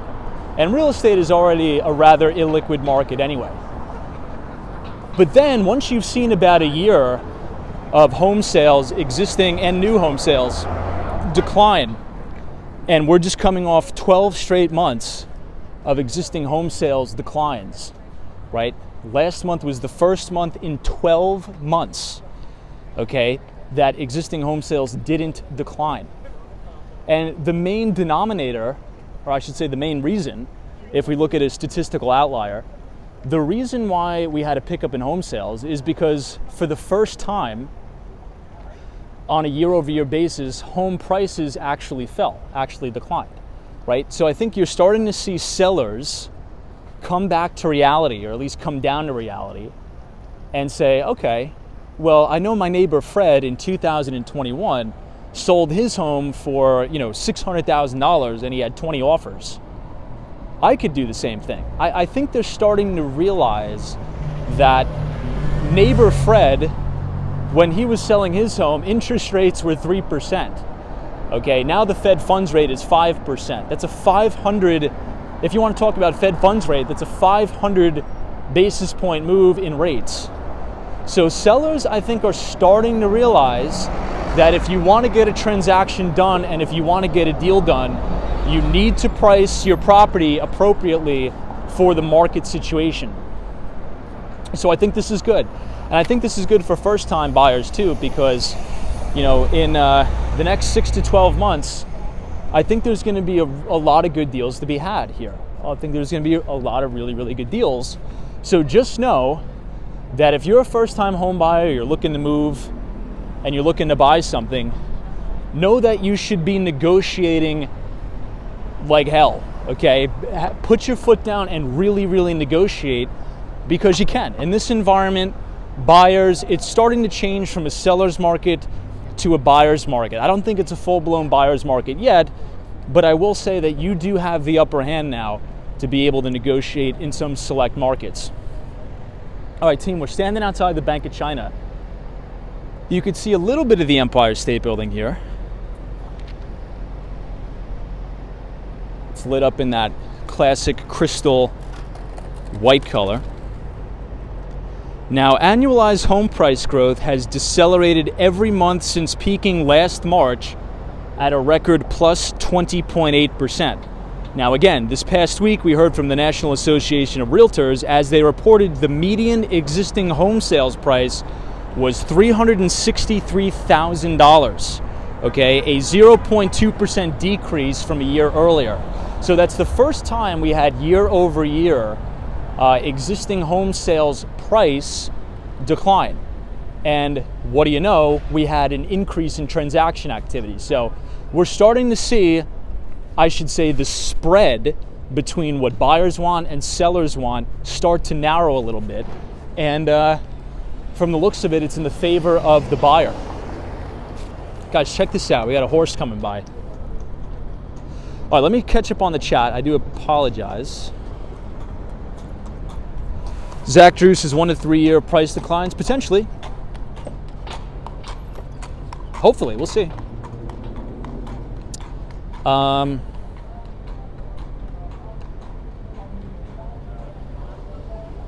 Hey, Hang with Mark Mom, says Tom, I'm trying to find an affordable home near the tech companies in Florida, and it's very slim picking. Still a seller's market here. So Hang with Mark Mom made a very good comment. Now, I'll give you guys the statistical outlier. Do you know the only market that is not showing price declines and is actually showing price increases even still? It's the Miami, Florida market. Still. Even still. Well, I guess that's good for me because I own property there, but I do think that I do think that I think things are still gonna cool off. We'll see, but you're correct. You're 100% correct. Now, that brings me to another point. I want to give you guys a really good resource. Okay, and no, I'm no way affiliated with the company. Every time I suggest something to the team here, I always get like 3 or 4 like narcissists or trolls hammering me in the email box saying, how dare you pump this company? How much were you paid to talk about it? I'm like, dude, I don't need anybody's money to talk about things. So I take that as an insult. I'm just kidding. But so the company is called Parcel Labs, and it is a startup, I think based in Brooklyn, New York, that has real-time housing data.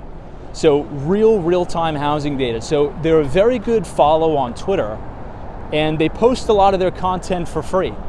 So if you want to know real live market updates on both the residential and commercial side, check out Parcel Labs. They're a local New York-based real estate company, and their data, in my view, my opinion, is unrivaled. Really, really good stuff. And they were actually just featured on CNBC the other week, which I think was duly noted, by the way. I think they should be getting more, let's just say, attention than they have now. Really good company. Really, really good real estate data insights. So if you have Twitter, check out Parcel Labs. I think I actually retweeted a lot of their work. But yeah, I'm not affiliated. They're not paying me for anything. But anytime I find value in something, I share it with you guys. So, and yeah, they did a segment on CNBC that said the only sector of the housing market, if you're talking about the country, so nationally, that's actually not seeing these declines, but still seeing price increases, is Miami, Florida, which is kind of crazy.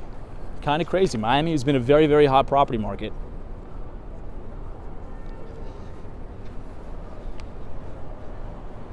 Brian Brad, welcome. So we're now on the corner of West 37th Street, Broadway. Let's cross the street here.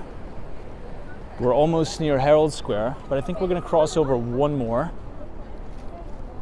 so you guys can see, in my view, the greatest shot of the Empire State Building. Yeah, Rich Child 9 says Miami is off the rails in real estate.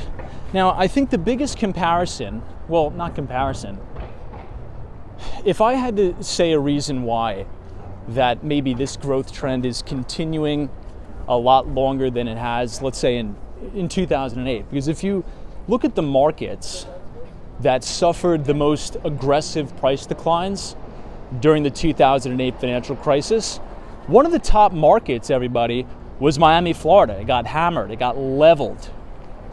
Now here's what I'm seeing personally, because in full disclosure, I do own property there. Okay, so I do have a vested interest in Miami. But here's the difference. Here's what I'm seeing.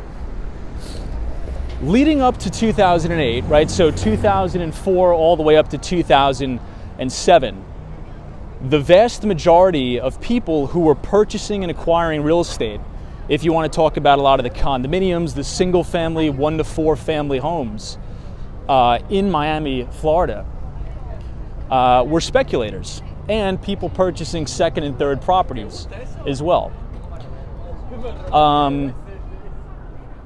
However, now you're starting to see real companies, okay, start to move down and establish their headquarters in Southern Florida.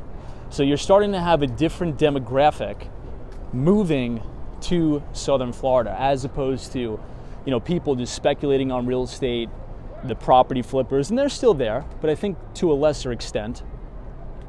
Also, leading up to 2008, you really didn't have a lot of job growth or income growth in Southern Florida, specifically in Miami.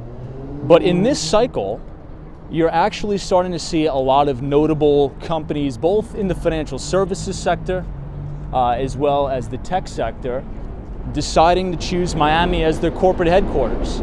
And as more companies and even more startups choose Miami to establish a base that's going to attract people that go there for jobs, right? And very good paying jobs, by the way. Historically, the pay in Southern Florida has not been comparable. You can't even compare it to something like New York or a Boston or even LA. Now, New York still has a lot higher pay than Miami, but you're starting to see that spread close a little bit, right? You're starting to see that spread close. So one of the only reasons why I could fathom that Miami is having a little bit more staying power this time around is because you're having a lot of people that have real jobs, right? You're a software engineer, you're an investment banker, you work as a nurse, you work in real estate, whatever it is, starting to move down there. So I don't know, any thoughts on that sort of supposition there, I guess? But right now we are outside Macy's, and I think it's the annual Macy's Flower Show. So very similar, I guess, to what you saw with the Macy's windows for the holidays. You're actually starting to see the same thing with the flowers, which is kind of nice. You can see up there the main Macy's Flower Show here. Hey, Carol H, dude. Carol says, I'm in line to buy property in Miami as well. Carol, it's so funny that you popped in the chat. We're actually right across the street from your old place, the Herald Towers. It's so funny. I feel like every time Carol joins the chat, we are always in the vicinity of her old stomping grounds. That's funny. Hey, but Carol, good to see you. Hopefully you had a good weekend. I'll show you guys the windows here. I think it looks very nice. Now, I think it's closed, but the inside is really, really nice in Macy's too. Hey, Justin S. says, Tom, what impact do you think foreign investment has on prices in Miami? That's another good point. So if you think about Sunny Isles Beach specifically, for those of you who don't know, Sunny Isles Beach is kind of the billionaire's row of Miami, right? So right here in New York, where we always live stream from, 57th Street is our billionaire's row, so directly up this way on Broadway. But in Miami, it's right around Sunny Isles Beach, which is right over the intercoastal there from North Miami Beach, where I reside. And there is a lot, and I mean a lot, of foreign buying and foreign investment. So similar to what you see in a lot of these billionaires' row buildings like Central Park Tower, 432 Park Avenue, 53 West 53rd, 157, you have a lot of, foreign investors from, let's say, China trying to move some size out of mainland China in the United States, diversify. Also a lot of Russian foreign investors as well. So I would agree with you. I think that has had a pretty big impact too.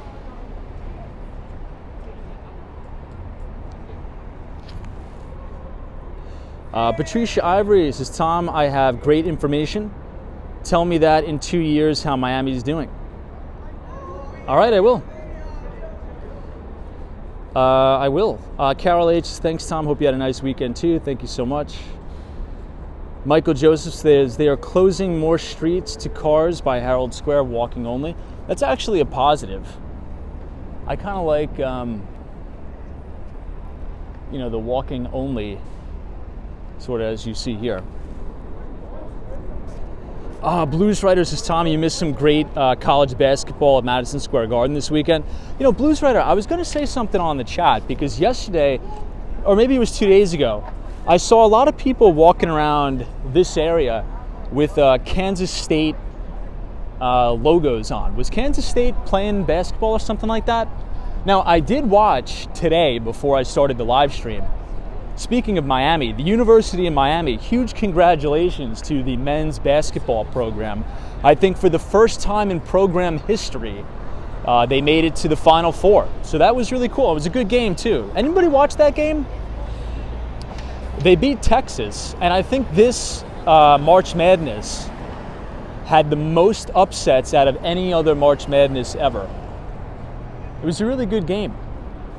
Well, they're ripping up 34th Street. Look at this. This looks like a mess. But the good news is that they're probably going to pave it, and it's really going to look nice. So that's the good news. All right, let me catch up on some of the comments. Who Dat Dave says Vancouver real estate market was ruined by China money coming in, says Who Dat Dave. Patricia Ivory, I read that comment already. Jonathan Francis, not to mention the beautification of most of Miami that's led up to the mass buildup. Yeah, there's definitely a lot of construction, really, really nice stuff. Hang with Mark Moms says, Tom, I hope more tech companies move to Lake Nora area in Florida. This way they are close to Disneyland. And Universal, okay. Yeah, I don't know. The reason why I chose Miami, Florida, aside from, let's say, Orlando, is because I really don't like being landlocked. I need, if I'm going to live in a very humid climate, I'm definitely going to live right on the ocean.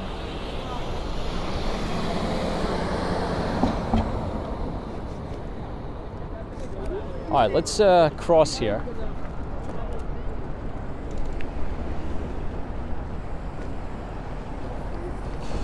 But yeah, so let's look out for that on Tuesday. We'll probably do a deep dive into the Case-Shiller Index as it comes out on Tuesday.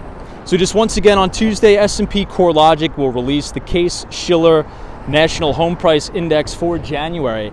Again, expectations are for home prices as measured by the index to increase 3% year over year, following a 5.8% increase in December.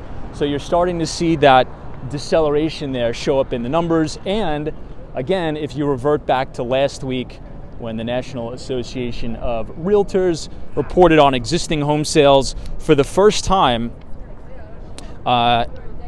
since 2012, I think, we had year-over-year home price decline. So if you look at the median sales price, we came in at $363,000. There was a 0.2% decrease from the year earlier. The first decline for existing home prices since 2012. We're finally starting to get the price break, and that means opportunity. That means opportunity. So I think if whoever has ample amounts of liquidity, ample amounts of cash, I think in 3 to 4 years, you guys are going to be rewarded, and rightfully so. Now, before we move off this topic, does anybody remember, I would say, one of the most famous interviews that Warren Buffett ever gave? And I believe it was on CNBC. Now, correct me if I'm wrong, I think this was early 2012. It actually may have been late 2012, early 2013.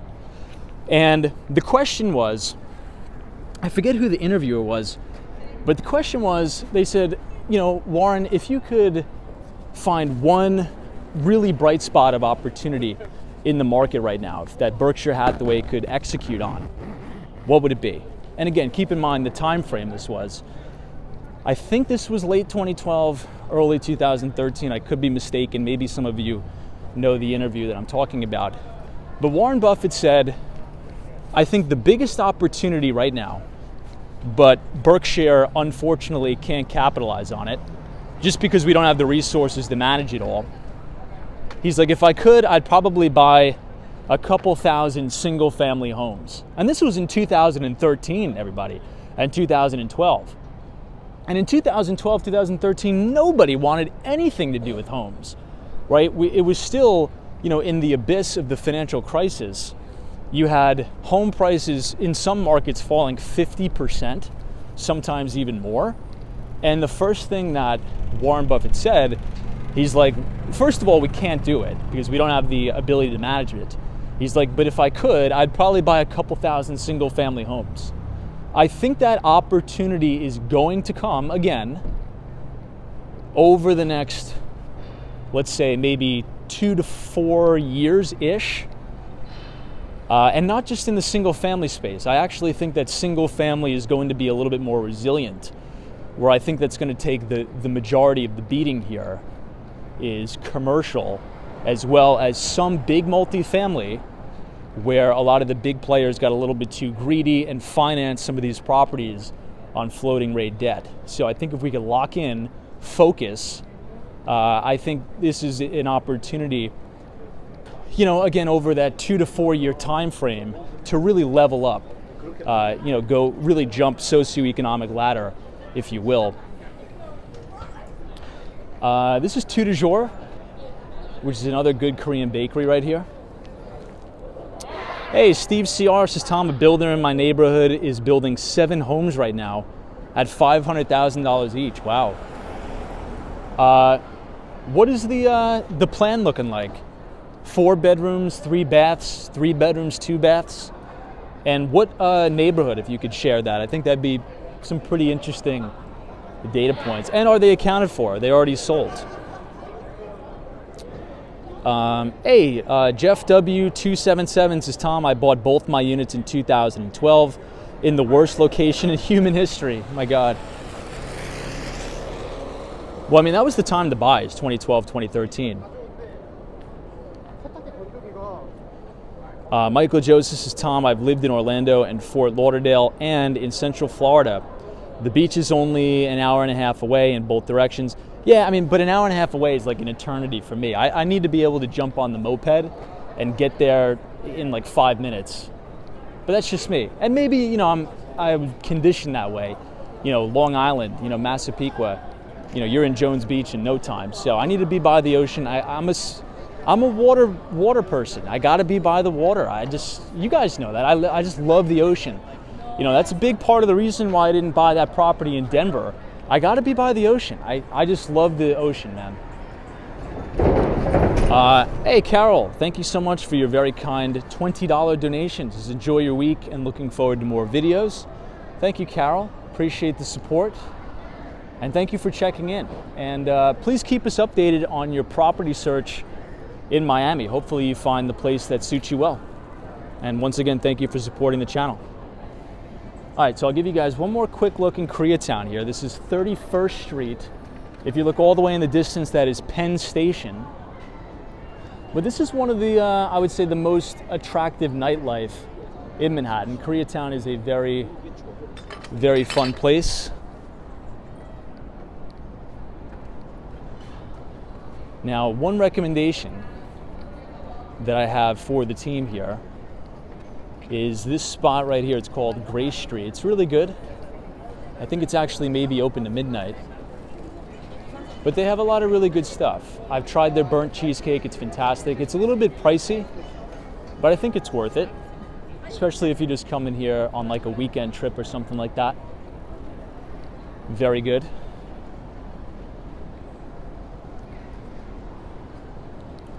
Blues Writer, is that true? Blues Writer is saying you got a great tattoo in Koreatown. I'd love to hear the backstory on that. Hey, Solo Flyer says, I agree, Tom. I've only ever lived on Long Island, Manhattan, and Key West. I can't give up the access to water. I can't do it. I can't do it. Now, again, Denver is a gorgeous place. I have a lot of friends that moved to Denver for tech jobs that pay really well, but I just can't be that far away from the water, especially in the summer. For those Long Islanders out there, there's nothing like going to Tobay Beach, Robert Moses State Park, Jones Beach. I mean, I grew up there. I went there with my mom, my grandmother, my grandfather. Can't escape it. Can't get away. I think that's probably why so many people love California too. And it's also more of a moderate climate than Miami, right? Miami's very humid. California, at least it's not like super, super humid. For those of you who don't like the humidity, I think that's what keeps a lot of people in California, despite the crazy politics of it all. All right, we'll cross over one more. You're about to see a really good view of the Empire State Building. Wow, Jimmy Boyle says, I'm in Denver now as a 52-year native and I'm ready to leave. You know, hopefully we can convince you to move to New York or Miami. We'd love to have you here. All right, guys, so the last thing on the agenda, well, second to last thing on the agenda, we're covering a lot. We're getting through a lot here. But first and foremost, I got to show you one of my all-time favorite views of the Empire State Building. Now, is this just not a 10 out of 10 here? This is fantastic. Now, if you want to see this view for yourself, you got to come to 5th Avenue and East 32nd Street, right on the corner here. This is one of the most spectacular views from the ground, I should say, of the Empire State Building you're ever going to get. Funny, we actually talked about Walgreens a lot on the live stream tonight because they are reporting earnings on Tuesday. We have a CVS across the street. But here's the Baekjung, which is the best Korean barbecue place in the city, in my opinion. But moving right along to Wednesday, everybody. Now, Wednesday, we are actually going to hear from our good friends at the National Association of Realtors once again. Now, you may be asking yourself, well, Tom, why are we going to hear from them again? We heard from them last week as they announced their existing home sales. Well, we're going to hear pending home sales data, so I think that'll be fun. We'll cover that in detail. So on Wednesday, the National Association of Realtors will release its pending home sales for February. The consensus call is for pending home sales to decrease 2.3% month over month after a 8.1% jump in January. Now, keep in mind, the January increase, and we covered this, was the largest increase since June of 2020. So very, very important to keep in mind there. Now, if you were to ask me what sparked the increase in home sales last month, or I should say in, in pending home sales, well, it correlated quite coincidentally with a decline in interest rates. Now, I want everybody to think back just 2 weeks ago, okay? Only 2 weeks ago, and you'll sort of see where I'm tracking with this. 2 weeks ago, we had a 30-year fixed rate mortgage, and I'm talking about the average, okay? I'm talking about the average 30-year fixed rate was going for 7.25%, okay? So you had 7.25% on the average 30-year fixed. And now, after this big, banking debacle, Silicon Valley Bank, also you have the Federal Reserve opening up the discount window. You have the program to backstop depositors. You have a massive amount of bond buying, right? And as we know, the correlation. I'm taking a detour down here. I want to show you guys one of my favorite restaurants. So the main correlation between bond prices and yields is that of an inverse. Does that make sense? So as many market participants start to buy bonds, right, bidding the price up of those bonds, the yields go down. But as you have a sell-off in the bond market, you start to have yields spike, and spike quite drastically. And we've seen this big flight to safety. A lot of people just want to own T-bills and the like. So even though the Federal Reserve raised interest rates by 25 basis points last week, we actually saw the 30-year fixed rate mortgage go down. So the average 30-year fixed as of doing this video is 6.38%. If you could think about that, just 2 weeks ago, the average 30-year fixed was 7.25%, kind of crazy. So I think that's probably going to spur more demand and more activity. Now, this is one of my favorite Korean places of all time. It's called Take 31. Now, right next to this establishment is another restaurant called Her Name is Han. I think they're actually owned by the same owners. As you can tell, it's a very popular establishment here in Koreatown. And you're probably going to need to make a reservation at least a couple days in advance, but this is one of my favorite spots. If you want to come here yourself, just go to 31st Street, in between Madison Avenue. Oh, I think Her Name is Han is closed. Strange. But here you can see the inside. Really nice place. I've eaten here many times. So if anybody's watching this stream and you want to know some interesting places to go to that you wouldn't have otherwise known, come here. Take 31. and her name is Han. 2 thumbs up. It's right next to Syracuse University. Yeah, Joseph Hardaway says, business is booming in Koreatown with all those trash bags. Yeah, I mean, I think the city really should do something. We should have a program, because the trash bag's not a good look, stacked up on the sidewalk. Not a good look. So once again, if you guys want to come here yourself, just actually go to my office. This is my office right here, 135 Madison Avenue. I actually have to go in here soon. I got to get my computer. But yeah, her name is Han, East 31st Street in Madison. Fantastic establishment. So we'll talk about that on Wednesday. We'll talk about pending home sales. I think that's going to be interesting. Now, I got a question for you guys. I got a question for the chat. Even though mortgage rates have come down, right? 6.38%, I think, is the average. You guys could feel free to, look that up yourself, but I think that's the average right now. You would think that would probably spur a lot of buying activity, right? Because rates are going down. But we also have to keep into consideration from the bank's perspective. So what do I mean by the bank's perspective? Well, the banks really want to be lending right now. I mean, think about what just happened, right? And we also still have some physical contagion in the financial sector as well. Treasury Secretary, Janet Yellen called for this, impromptu meeting over the weekend to sort of talk about this further. So, even if, you're very well capitalized and you have a pretty good credit score, you're really not guaranteed to get a loan, especially in this environment. So we'll see. I don't know, thoughts there? Stephen Bate is joining us. Says, hello all, good to see you, Stephen, appreciate you. Hang with Mark Mom says, a once pending home I was eyeballing just went back on the market. I'm going to jump on this one tomorrow, hopefully make a deal. Yeah, it's interesting. So to your point, you're starting to see these pending, if it was in pending status, for whatever reason the deal didn't close. Do you think this could be, and this is total speculation by the way, now could this be due to problems with getting financing now? Because you got to understand, look at this dining table. This is kind of funky, right? You got to understand, just because mortgage rates dropped, and even if a lot of people say, okay, 2 weeks ago I was priced at 7.25, now I'm priced at almost 6.25. That's a 100 basis point difference. It doesn't mean the bank is going to give you that, right? It doesn't mean the bank is going to write the loan. That's important. So maybe there was some financing issues there. Although, and we don't have time to talk about this tonight, maybe we'll talk about it tomorrow. There's a lot of cash on the sidelines. I think one of the chatters actually put that in the chat. There's a record amount of cash in money markets stacked up. So potentially, we'll see a lot of cash buyers here.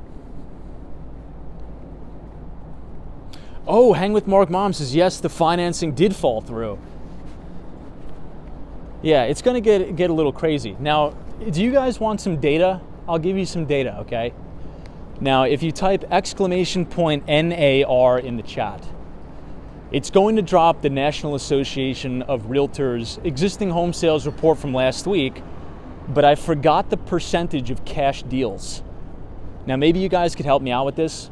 So if you type !NAR in the chat, I think it's about 3/4 of the way down the page. You'll see a data table that'll show you the percentage of all deals that were done in the existing home sales market that were done with all cash, so all cash buyers. Anybody want to put that answer in the chat? I just forget off the top of my head. I think it was actually a pretty big percentage, by the way, too. 27%? Okay, Steve's got it. Thank you, Steve. So think about that, 27%. Let's look at this steakhouse. 72 Madison. I've never been here, but let's check the prices. So 72% of the deals were all cash. It's a pretty high percentage. I don't think they have prices. This is just soups, whiskeys, things like that. Maybe market price. Seems a little bit bougie. Hey, Krupa Patel says first-time buyers were responsible for 27% of sales in February, down from 31% in January and 29% in February 2022. So Krupa Patel, that is another, well, let me put it this way. That is right now, that is my all-time favorite statistic. And I think I've said why a couple times. And thank you, by the way, for putting that in the chat. That's very important to look at, because what we're seeing is the percentage of existing home sales that are going to first-time home buyers. It's in free fall, it's in structural decline. And that's not good for a very healthy and robust middle class, because a conclusion that we can draw from that data set is that first-time home buyers are fundamentally being priced out of the market. And that's not good. If anything, you want to start to see the percentage of first-time home buyers actually increasing, right? There's ample data, there's ample research about this that says for first-generation millionaires in the United States, so first generation means people that didn't inherit it, they didn't get money from mommy or daddy, and it's not bad if you did, I'm not saying that. The point I'm trying to make is the data shows that the vast majority of first-generation millionaires in America, the bulk of that net worth is made up in the equity in your home. And what we're seeing, and this is why it's so important, if you guys are good with Excel, if you're good with Microsoft Excel, all of this data you should be building models for. This is what I do, so you could visualize it. I'm not that smart of a guy, so I need to see this visually. You could actually chart this and make a model in Excel, and you're seeing literally a line go from top left to bottom right on a percentage basis of home buyers that are first-time home buyers. It's declining.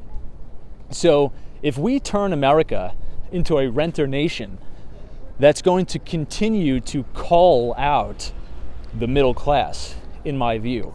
And it's going to continue to establish this growing trend of a wealth accumulation to the top 10% of Americans, right? Because if you continue to have, these big banks and big funds, pension funds, buy up all of the homes to rent out to all of us, it's going to be very hard for the average guy or girl to build equity in something. So it's definitely a big concern for me. So thank you for putting that in the chat, by the way.